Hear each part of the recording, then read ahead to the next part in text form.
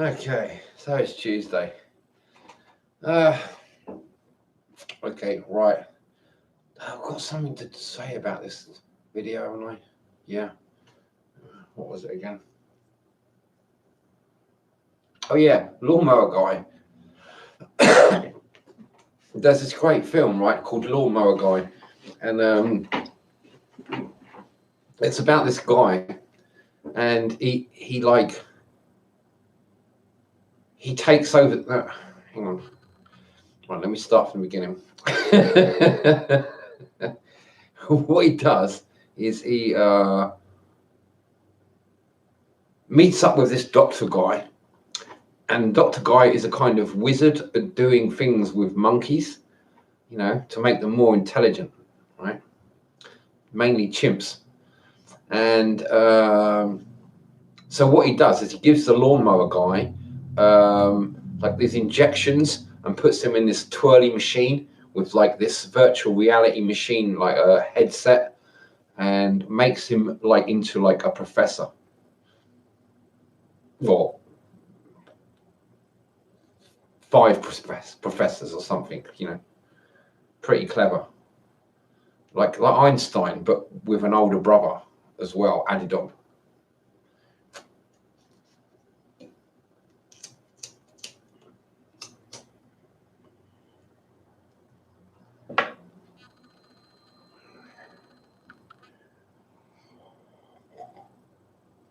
So I just wanted to mention Lawnmower Guy, because the sort of thing I'm talking about with the work, because it's not just the work, it's about creating, it's all kinds of stuff, it's everything you wanted, and how do we create everything we wanted? We want a paradise on earth, right? I've got it all sorted out. I mean, it's not like I've got it sorted out. I haven't got it sorted out. I need you people's help, a lot of help.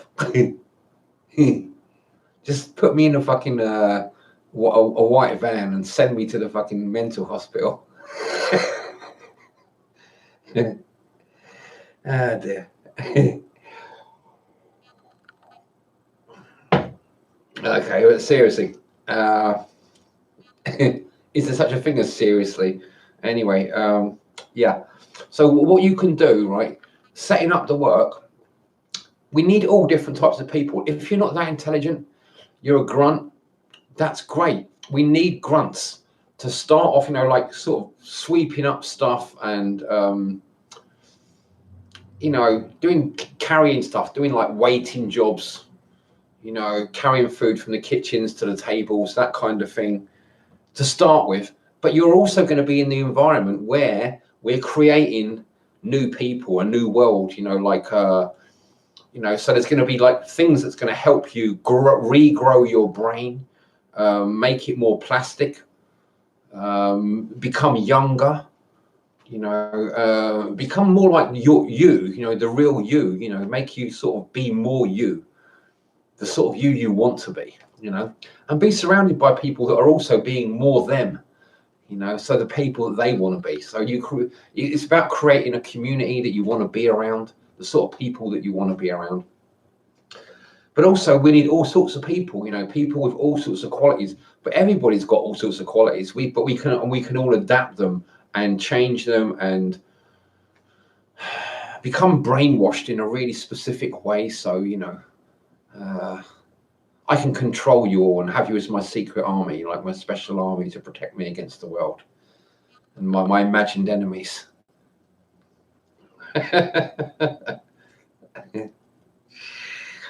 Ah, dear. Yeah, it's like, people can fall, we need safeguards. There needs to be safeguards, but it takes all sorts as well,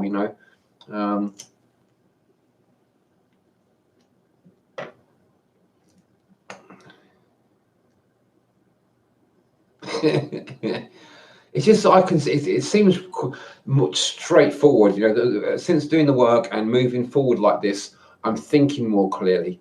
So I look at the world and I think, well, the way we're heading, we're heading more. We've gone to this point, this has all happened before. I mean, God, it's so all hard work when I'm dealing with such ignorant people. I'm afraid you people are ignorant.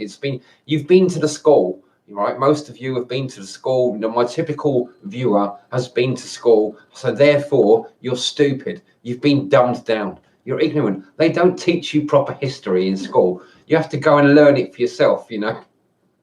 And it takes ages.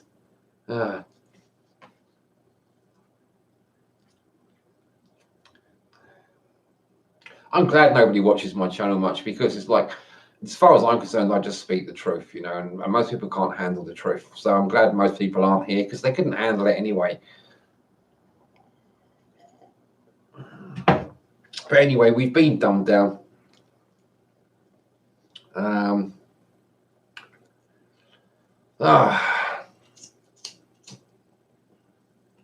So really what I want to see happen is a community set up. But, you know, it's going to take all sorts of people. So it will take, you know, some intelligent people, some rich people, some people that are interested in like farming people. It will take all sorts of people. But people that also just want to learn about stuff, you know, that are interested in learning about looking after animals, you know, a lot of this living properly, living in, like, creating a paradise. I mean, it's like a paradise community, isn't it? That's what we're looking at. We're trying to create a paradise community. So you're going to have animals, you know, you want to eat properly. So you want the animals to be looked after as best as possible. The absolute best possible food. I mean, as far as I'm concerned, we've got all this technology now. We can do things that people couldn't do before. Like, for example, you get a bit of land, right? The mineral content in the land isn't that great for maybe raising animals. There's certain minerals lacking, so you just get some, you know, you get some rock dust moved in with the right minerals in it, you know, just to boost up the soil. You know, it will take a certain amount of investment. It's probably quite a lot, but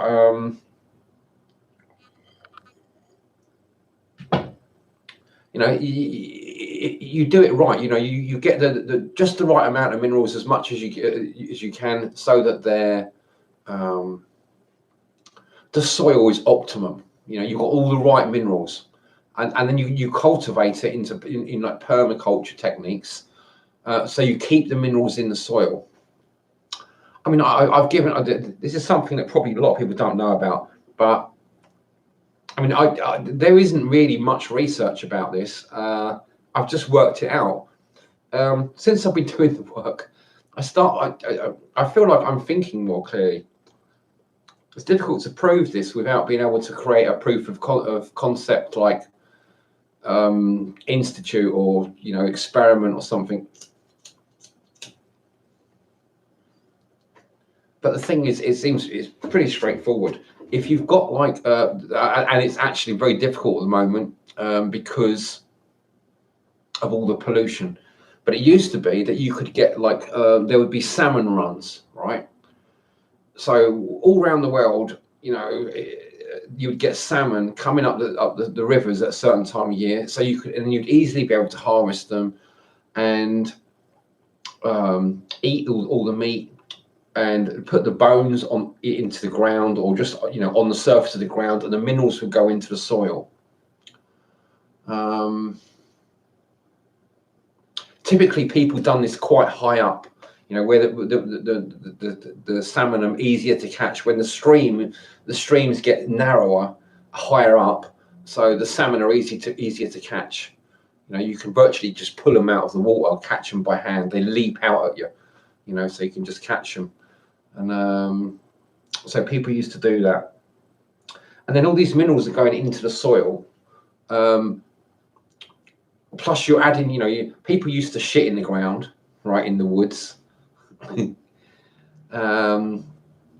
They would hunt animals, and basically where people lived, the soil would become richer and darker, and they would create black soil because they're constantly adding more minerals to the soil through their own like output their feces and urine going into the soil and rotting down. Plus, they're making fires to cook all this salmon and rabbits and stuff, you know, and deer and wild boar and whatever.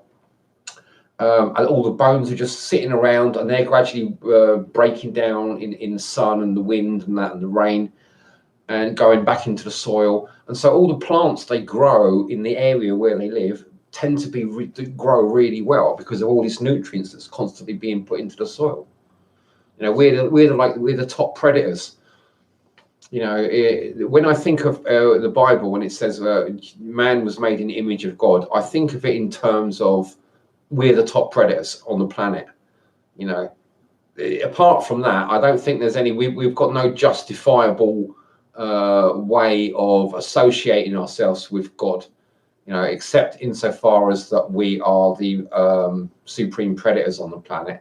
That's about as much as we've got any right to claim any connection to God, you know, in any special way whatsoever. We're just the top predators.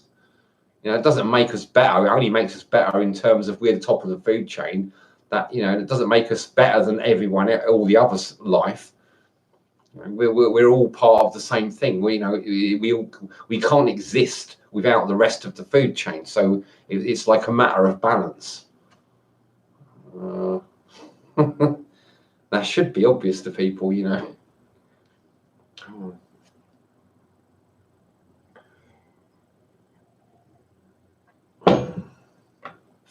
So anyway, yeah, we're setting up a farm community with its own school, like a town with its own school. But instead of people, the children learning about all this academia, all this reading and writing, have them focused on learning how to make their own clothing, how to build shelters, how to hunt animals, how to butcher them, how to look after them, you know, how to breed them, you know, all sorts of, you should be teaching children everything they need to know right from the start, really, you know, about all they need to know about life. And then they become more intelligent, and especially if you give them the right sort of food, you know, they become more intelligent.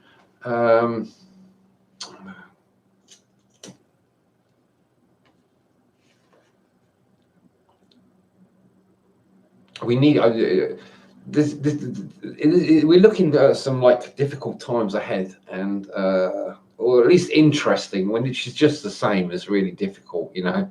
It's bound to be interesting. We know that. I mean, a lot of people are thinking, it'll be interesting in an apocalypse, you know, like a sort of dystopia. That'd be interesting.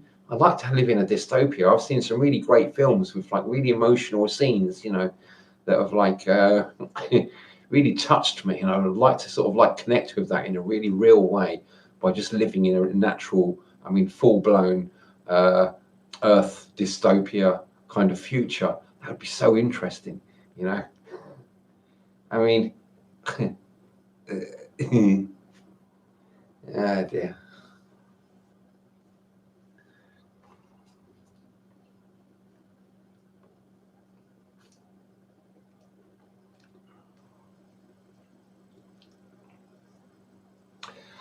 So anyway, you know, we can head for this like new like setup. I mean, it's inevitable. We've reached this point in civilization where we've just blown the fuses. We've blown all the fuses in our higher brain, and we've just gone totally stupid. You know, we've got addicted to technology. We're just poisoning the planet, you know, left, right, and center, and we totally screwed it all up, you know. And it's all going to go to shit in the next 50 or 100 years, like 200 at the maximum. I mean, we could scrape by for, you know, in 200 years' time, I really can't see how we're going to be able to support even half the population that we've got now. It's maybe 5 billion, but it's just going to slide. It's going to slide back down. It's almost inevitable. These things happen. This is how nature works.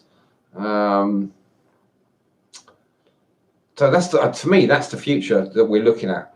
I mean, if everything works out differently and I'm wrong, and we can sort of carry on increasing our population or keep it at a steady sort of 9 or 10 billion for the next 200 years or 300 years, and everything works out fine, and I'm wrong, I'll be the first. I'll be so pleased, you know, if I'm still here.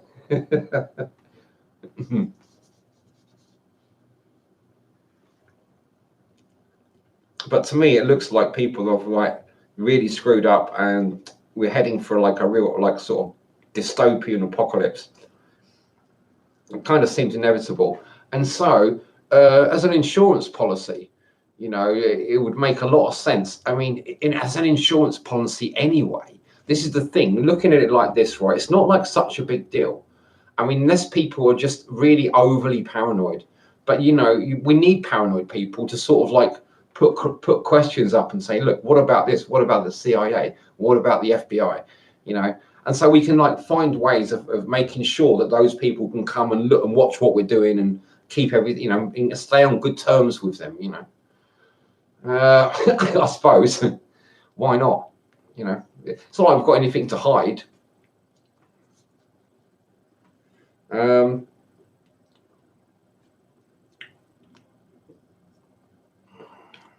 when it comes to having things to hide, people that are working for the enemy of humans will basically show themselves up. It's you know, there are ways that we can see that what you know how to identify these people now, and they kind of show up, you know, and everyone knows now what you know how to identify them. So it's like there's not really much they can do anymore.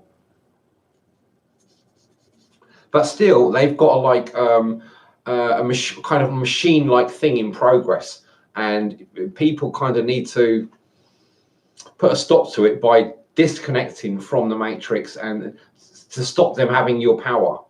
You know, you need to kind of like disconnect and create our own kind of like Zion, but not like in the Matrix films, because in a real like paradise kind of thing, you know.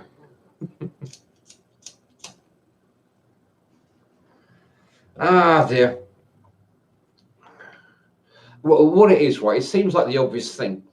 We could set it up so no one need to invest any great amount of money to start with. You can just start off on very small amounts just to get the it kick-started, get the ball rolling, right?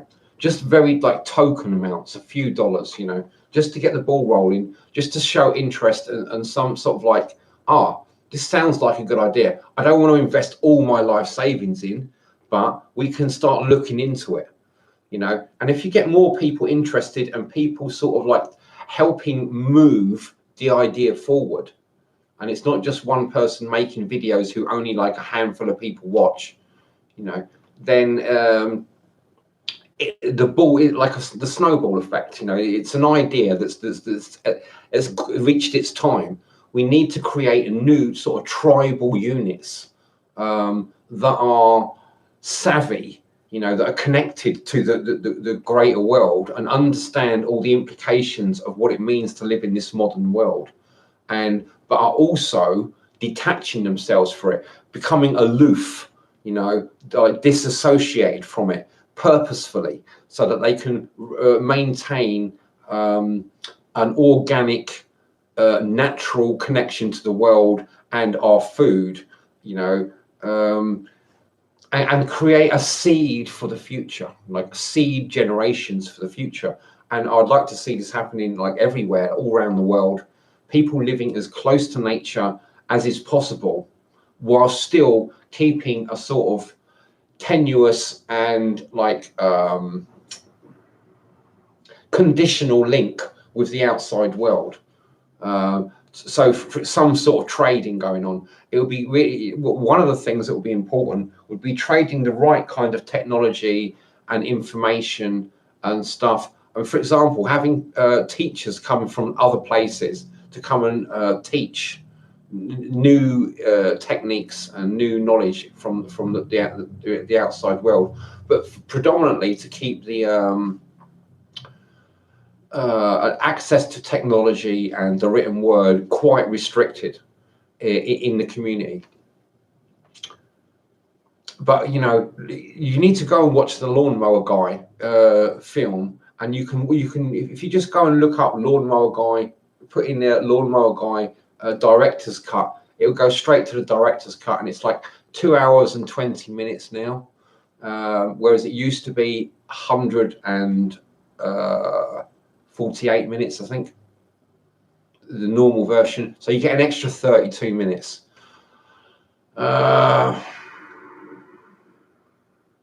And it's a great film because it tells you about, I mean, the guy's using nootropics.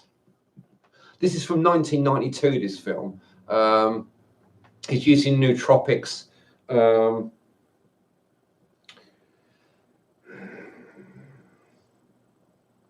It's you know, it's in some ways it's kind of like another version of Dr. Jekyll and Mr. Hyde, which I was talking about in the monster video recently. It's another version of that, you know, and but if you want to know that the sort of like have an idea of the potential that's available to you, you know, by doing the work and investing in like the future like this, not just in yourself by doing the work, but you know, helping me, because I'm terrible with computers. I don't know how to set all this stuff up. I need help. I need real proper help, you know. It's like, I'm not going to do this on my own. It's not, I haven't got a fucking snowball's chance in hell, you know. It's just not going to happen. Unless I'm going to do what I can, but part of that is like saying, look, you know, there's not much I can do on my own. I need other people, you know, for all kinds of reasons, to sort of like set up a community. I can't set up a community with just me. I'm not a community on my own. I need other people with all different types of skills, you know, and I don't mean to necessarily be the leader of the community. That would have to be worked out, you know, and it's like, that's another kettle of fish, isn't it? It's like, how do you run a community? Do you have a leader? You know, how do you become, you know, all this democracy stuff? It's like fucking, it's a head fuck for me. I quite like the idea of fascism. I just want to be in control.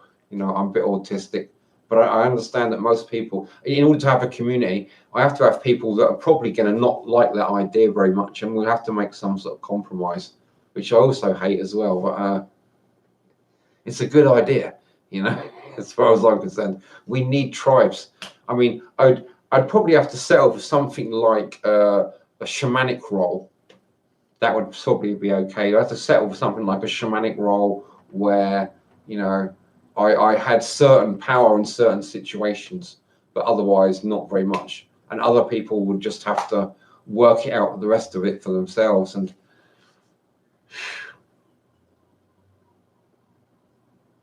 it's very difficult. People have to think for themselves. I suppose one of the things is you probably have to keep it quite fluid, and on the other hand, you want to keep it as like, you want it to work, don't you? So it's like, it's got to work like nature, I suppose. And how do we define nature? I mean, I can't come up with any like hard, straightforward like blueprints for how something like this should work, but I can see it working. I can see it working. I suppose one thing we could do is identify people early on that seem to have like the wrong kind of attitude, and just sort of like find ways of getting rid of them. You know, you can't have people with the wrong attitude like poisoning the atmosphere. So you've got to create a good atmosphere, a whole load of positivity, realistic, you know, down to earth, grounded positivity, moving forward, developing in a way that is like in like tandem with moving with the times. So not like sort of trying to go off in a strange direction, but, you know, stay in tune with what's going on in the real world, and working in such a way that there's a backwards and flow, a forwards and backwards like flow, and you're getting the benefit of it. You know, like the rest of the world is a trading partner. and you have to, part of your work has to be getting the right the most benefits from your trading. So if you've got a world where the foods are becoming shorter, in shorter supply, but you've set up, or when you could in this time when things were cheap and easy to do, right? You could set up these farms all around the world in like a business and a community, sort of like insure it, put as many like insurances on it as possible, so that it's like a research institute. You know, it's basically cut off. You know, it's got as many protections as possible. You're running it as a business as well. You're creating the highest possible quality produce from your farm that anyone can get on the planet, because you're using all the latest scientific methods to create the best possible soil, the most healthy, nutritious possible livestock. And these things are becoming high end. They already are. They're really high end, marketable goods. And you know, you can set it up so that you're doing so many things at once, and like covering so many bases. You're killing so many birds with one stone, so to speak. It's like killing a whole flock of birds with one stone. You know, it's that ridiculous. I don't know, if I try to explain it, I'll just keep confusing people, and it will just go. Well, the videos will go on indefinitely, and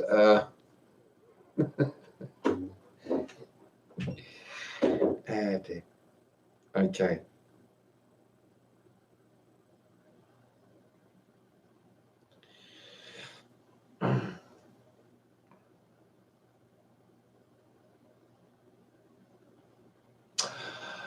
See, one of the aspects of it is that the way you set it up, obviously you need people that are working towards the future. You know, a safeguarded future in terms of, like, for example, seed banks, having all the right, like, if there's any sort of like difficulties with mainstream food and stuff, you want an isolated kind of culture that has got like, these are like going to be like Noah's Ark, but on land. Instead of like a boat to go on water, it's going to be built on land. It's going to be a farm, Noah's farm. That's what it's going to be. Noah's farms, you know. We need Noah's farms, sort of like communities, you know, to set up like farms where you can grow everything, and then they're going to need to be like the size of a town with its environment, you know, environs. So like you know, a square mile or so where people live and have all their buildings and grow their sort of vegetables and main sort of like food they want, and then have all their outside fields where they've got their fruit trees and nut trees and timber trees and stuff, and they pasture their animals, you know. And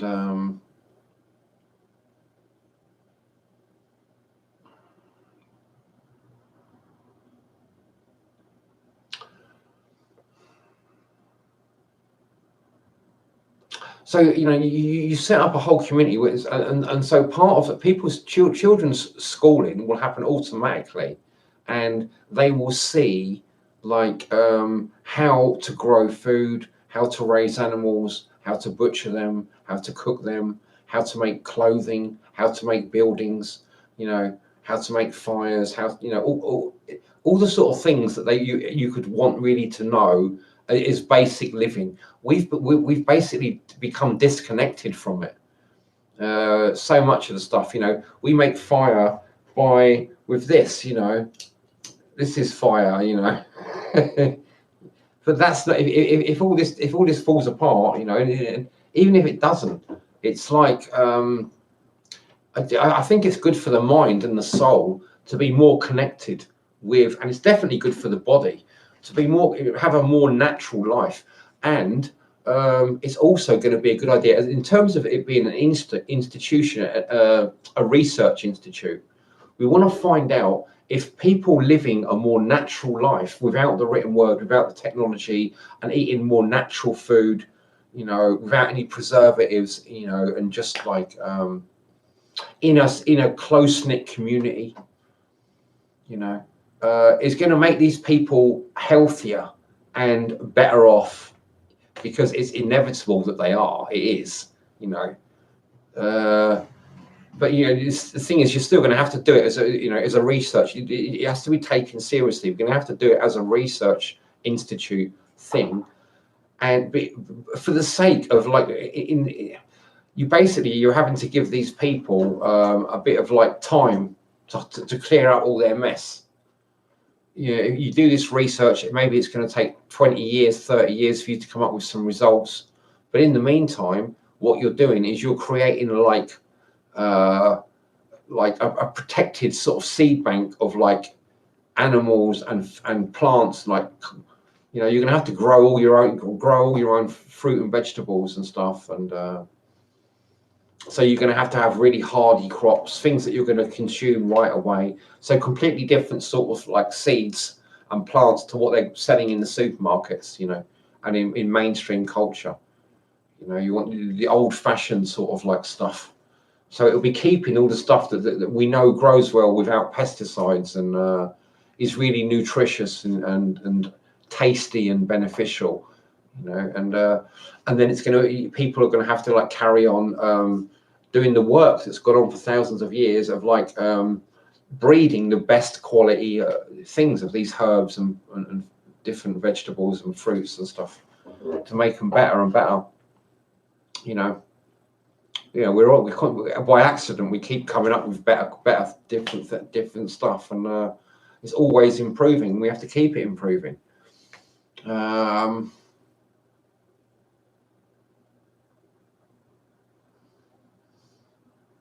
it's going to be like a club. It'll be like a club, where you're like a sort of like a VIP member of a club. You invest in this club, and you can therefore live on these farms and travel around the world. Instead of staying in a hotel, you go and stay on this farm, and you get the best quality food. The freshest, most nutritious quality food. With all this, you're going to have like a sauna, ice baths, gyms and stuff, and theaters, because it's going to work like a village. So you're going to have like theaters, people making plays, and creating their own entertainment, singing songs and stuff, and it'd be like Lord of the Rings. It'd be like living Lord of the Rings, but without so much of the violence. Hopefully, it'd just be more like the songs and the cheeriness and stuff. Yeah, dear. Can you tell I'm really trying to sell this, Did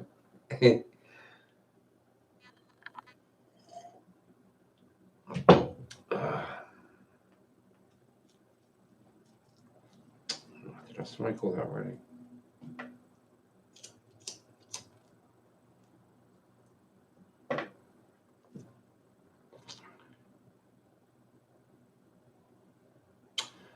See, the way I see it, right, it seems like you could start off as a relatively small investment, but it could turn into something absolutely huge, like for example, the only thing that is keeping the world going, right? You've got all these farms all around the world that are like self-contained. They've got their own sort of more or less like obviously to make them the bigger the better. If it progresses, you can buy bigger bits of land, increase the size of these farms, make them more efficient, but stick to permaculture techniques.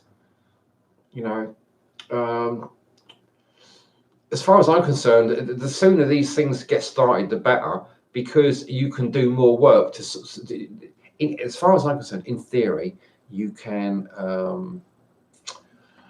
turn an area of land, almost any area of land, between the Arctic circles, into like an incredibly productive permaculture farm by adding certain minerals and using certain techniques to grow certain plants. And there are things you can do. It's almost like magic.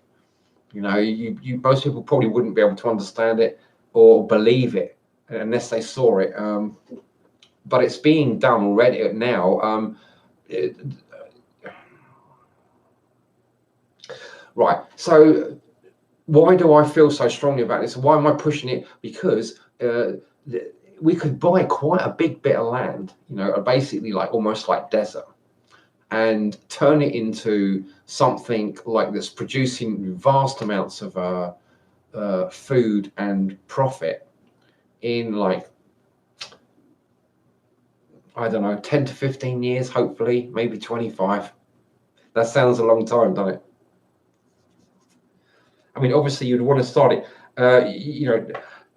you could start off quickly by, if you get people interested in the actual transformation process, which is, there shouldn't be a problem. That's the thing. You can get people involved in the transformation progress, turning like desert areas into, lush, like food forests and like pastures for animals to be raised on.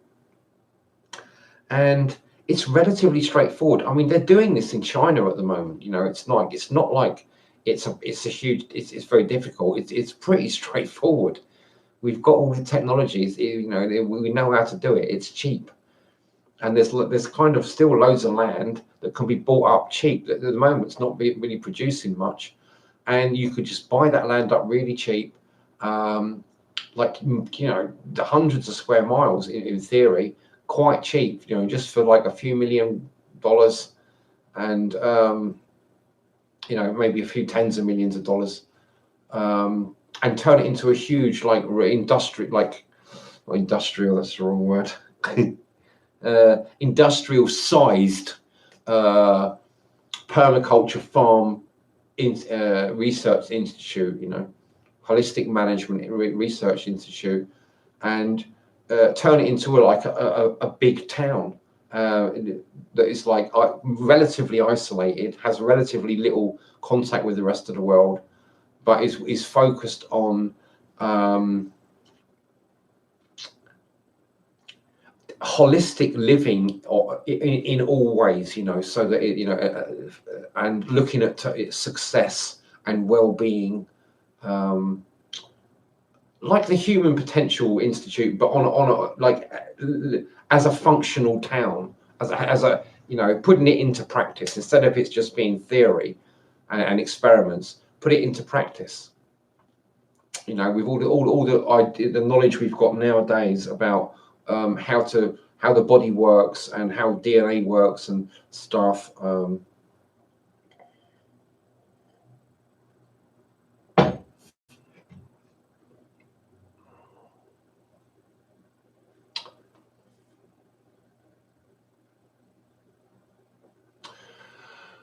So what the way it would work is that just to put your suspicions at rest, and do tell me if you think there's going to be difficulties. I know you people are thinking, it's going to be like Waco and the FBI will come and like shoot us all and stuff. Well, you could do it in somewhere like Romania, right? Or Yugoslavia, or some part of Russia, or that's miles out of the way from anybody. Just for example, and keep it open for don't stop these people coming and viewing what's going on, but you have to. This is why you have to set it up as a research institute. They can't come there and tell you how to run it, because all the people there are living there as it's part of their, it's like a research facility, and it's only secondarily a sort of public town. People can still come, but they have to sort of reserve a place. They're going to be like looked after, they can't just do whatever they like there. They're going to like be you know, going through the system like they're at a school. You know, there's the pupils at school can't just walk into the headmaster's office whenever they like. Well, maybe some schools they can, but you know, there's going to be places where they can't. They're not allowed to go. You know, the staff room. You know.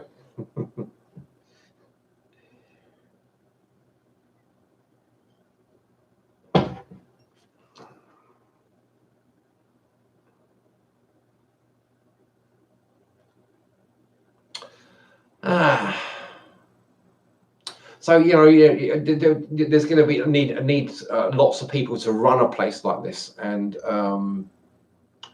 fucking hell, I'm thinking like Basil 40. Am I going to be like Basil 40 from 40 Towers?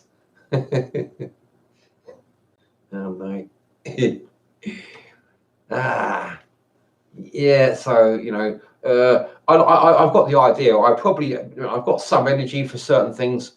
You know, obviously, there's no possible. Wouldn't even think of trying to run something like that by myself. You know, I would need people to sort of like, you know, take over most aspects of it. You know, like the different animals, looking after them. You know, I'm not even gonna think about trying to learn it all. I mean, I'll try and learn some of it. So if I can like take over in an emergency for a little while, you know, I'll learn that much for, you know, I'll do it if there's no other choice. But I'd much, you know, I'd definitely rather have someone looking after, say, the cows, you know, someone expert on cows, you know. And so you've got like a few people, you know, maybe however many people it takes, 10 or 12 people looking after a herd of 100 cows, maybe, or 200 or 300 cows. You know, maybe you need more. You know, a town, you might want, I don't know, 2 or 3 cows for each person, maybe.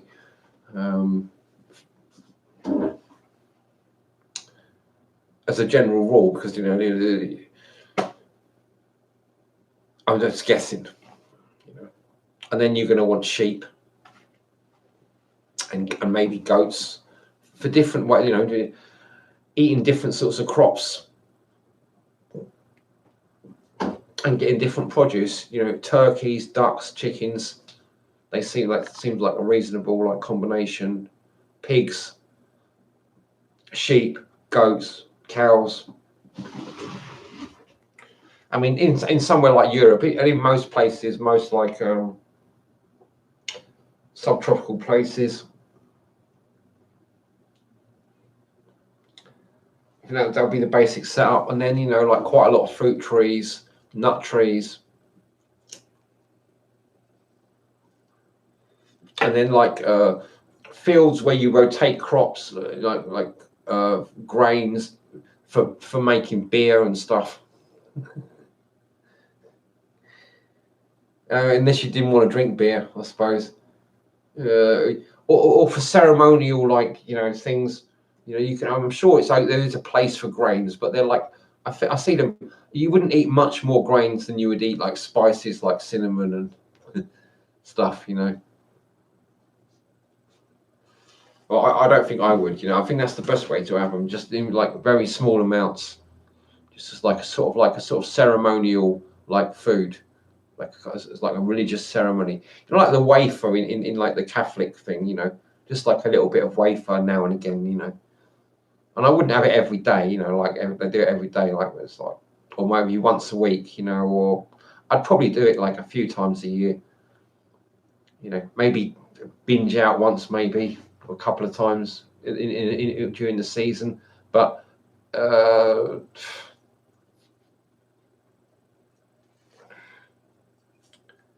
having a lot in one go. We eat we eat all this crap, don't we? We eat all this crap, and it's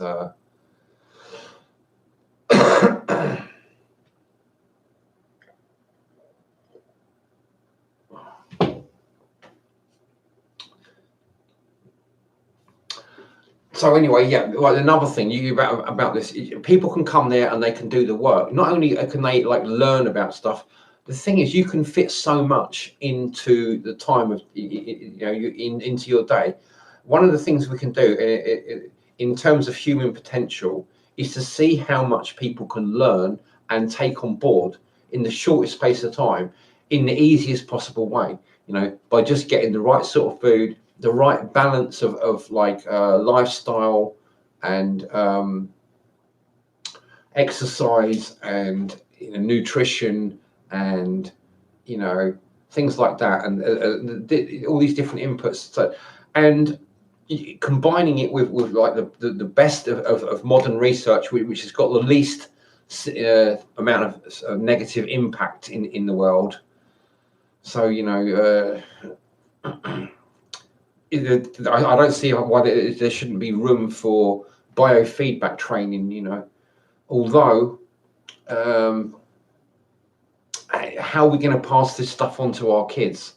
One of the things I think we need to be doing is looking into one of the research things I'm thinking of is like, how do we set up a community that can survive without, for example, electricity, you know, and the written word and stuff, without connection, and still function like in a relatively small environment without the need for trading or, you know, getting all this technology from other people? How can they still function? What sort of like skills do they need to learn? What do they need to have in place? What sort of things do they need to have in place so that they can survive like a sociological meltdown, you know, like a kind of like apocalypse or, you know, a dystopia? How will they survive and still remain like human and civilized? And, you know, so it would be setting up a community that could do this. We've already got loads of information, loads of knowledge about, you know, what can make people thrive. So we know what the basics are. We know what a lot of the main ingredients are going to be. So it will be some risk as well. Hopefully, you could make it work if you bought the lowest the land at the cheapest possible price, you know, and started it up like as a research institute. So you haven't got to get planning permission for where you're building, because it's like it's research. You're just building from scratch, you know. Or you could, you know, you make it work in ways that are like, you find that the cheapest possible angles and the most like easily sustainable, like holistically sustainable ways of living. So you start off right from the start, so that you're using very little money. You're using the very earth and your environment to provide your needs as much as possible. So and this can be done right from the start, from using animals. You just get the animals on the land and start like with a chicken tractor, so that you start straight away producing chickens and eggs, and then cows to graze, you know, areas and move them round in certain ways where it nourishes the land and helps keep the rainfall. There's farms. There's got to be loads of farms all around the fucking place, right, that are going bankrupt. They're virtually going to be like selling for nothing because they can't make it work, because they're doing it all wrong, you know. And all it takes is for you to get a group of like animals on there, just, you know, dump some animals on there like cows and get them marching around eating all the weeds, you know, in like a sort of pattern over, you know, over a few weeks each time. So that after 2 weeks they're coming back to where they were before, and there's 2 weeks growth, and they just quickly nibbling it on and just keep moving around like that. And they churn up the soil, fertilize it, and maybe you might even need to supplement their diet to get them boost it up, you know, get the fertilizer in the ground a bit more. But it doesn't need to cost very much to get it all started. But then it starts taking over, getting a life of its own, you know. It holds more moisture, so you've got more activity in the soil, so more food grows. So, you know, the plants start getting minerals out of the ground. You know, the roots go down and suck the minerals out of the ground, you know. And so that's how you can, you know, people used to like raise cattle. You know, they didn't have modern fertilizers and the sort of techniques that we use now, like, But we can go back then to those sort of techniques, and we can enhance them with modern scientific methods to create, you know, the best quality meat that you can get. Huge. Some of the meat, you look at the difference between the most expensive meat, you know, and the cheapest meat is phenomenal. It's like it's like 10, like, you know, something like more than 10,000%.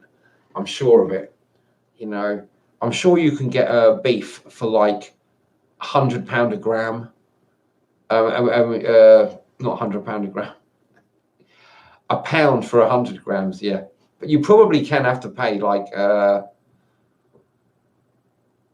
you know, £100 or maybe £100 a gram for some of the best sort of fillet steak from the best cows. I don't know. It wouldn't surprise me if it's getting on for that in the best restaurants. If you're going for like the absolute top quality bit of meat from these Wagyu, I think they're called Wagyu cows from Japan, where they massage them and give them beer to drink. Yeah, so you know, you can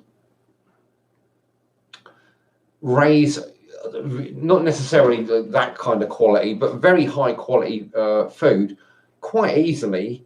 You wouldn't want to sell all of it because you wouldn't, you know, the people living there would want to eat it, and you know, that's the problem. You know, it's like people living there, but then again, you don't need to eat that much, and it basically would be a sideline. It would be part of the experiment, you know, the institute, the experiment to see if you can make profit by living close to nature and not interfering with the environment, not causing the environment any harm. So partly going to be an environmental research thing about, you know, against global warming, using holistic management. So you might, the other thing is you might even be able to get a government grants to help you do this, you know. Do it as a kind of like non-profit thing, but you could do it, you could still sell the meat, but you're not no one's making any money. The money just goes back into the business, you know. So no one is actually going to make any money out of it. You go, everything that happens, people pay for, or they're volunteers, or they are research operatives that have invested money in the company, you know, and they're just there. They've still got a job to do. You work out what people have to do, how much work people have to do in order to stay there, you know. People can build up credits for their retirement plan. So ideally, you want people to retire. I would, if it was up to me, I would say people need to, when they die, their body will go back into the ground, all their minerals. You'll have like a sky ceremony. I suppose if people were really like fastidious, they didn't want a sky ceremony, they could be cremated, but they would have to also build up extra credits and pay for it, you know, because of all the extra wood that needs to be burned. Otherwise, for a free burial, you just need to be put in a tree or on a platform. So the birds, the crows and stuff, the carrion birds would just come and eat you, and then you'd just be spread through their crap all over the land again, you know, and all your minerals would go back into the soil like that, you know. And so that was how I would do it like that, you know. So people, you know, can invest in this. They can like spend a lot of their time here working in these communities, or you know, they could just invest in them and come on holidays there. You know, when they want a holiday, you know, or a bit of time off, you know, they could just take part of the year off and come and spend it on one of these farms. Maybe the time of year they like, when the weather's nice, you know, or something like that. Or when there's work on the farm, you know, maybe some fruit picking or something like that needs doing.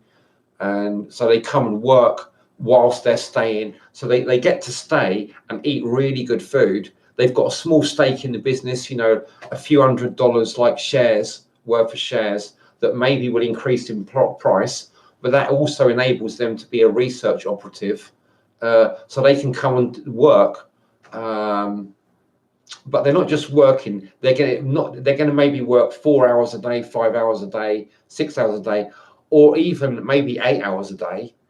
But they can stay an extra couple of weeks and get some other benefits. Like do some sort of therapies.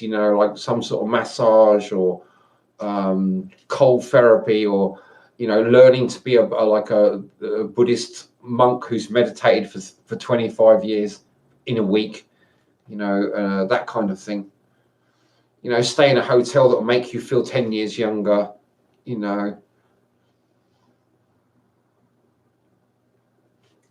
Spend a bit of time working on hemp production and make a suit, a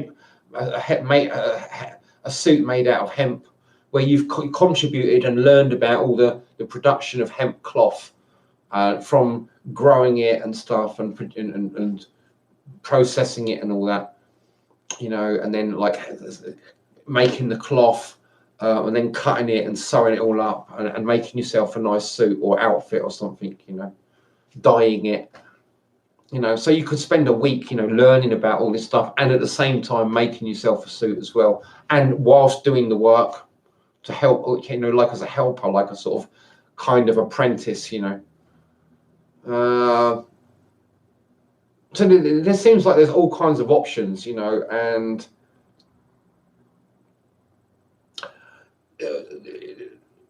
it could carry, not only you could set it up, like I'm just giving like a basic blueprint, but it could develop in all kinds of ways and in all different areas all over the world. I'd like to see, like in a country like the UK or England, hundreds. I'd like to see every other farm set up like that, in most communities. It seems like the way forward to me. You set up communities like that. You don't need schools, because the whole thing is a school. You don't need shops, because the whole thing produces its own food. You don't need money, because there's no need for money. Everybody's like got everything they need.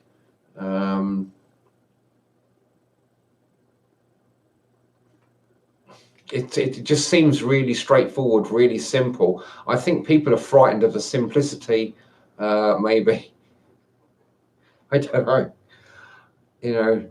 Help me understand why isn't this happening? What's stopping people doing this? It seems so totally obvious that we should be doing this.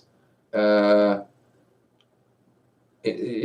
are living these compartmentalized lives, and they are just like victims. They automatically become victims. They develop a victim mentality because they're alone and they're isolated, and they're easy meat. They're the easy prey for all these forces in the world that just like want to prey on you. There's no sense of community. We don't have a sense of community. We have no connection to nature. We have no grounding. We don't know how. We can't defend ourselves because we haven't got any foundations to build on. We're just like easy targets. We're just like, for the big businesses' point of view, they're just shooting fish in a barrel, and we're the fish. So unless we do something about it, when you get to the end of your life and you think, I should have listened to Rank Emperor. He had a really good idea. That would have made a lot of sense. I wish I'd invested in that idea, or at least encouraged him a bit. Now I've just blown it all. Oh well.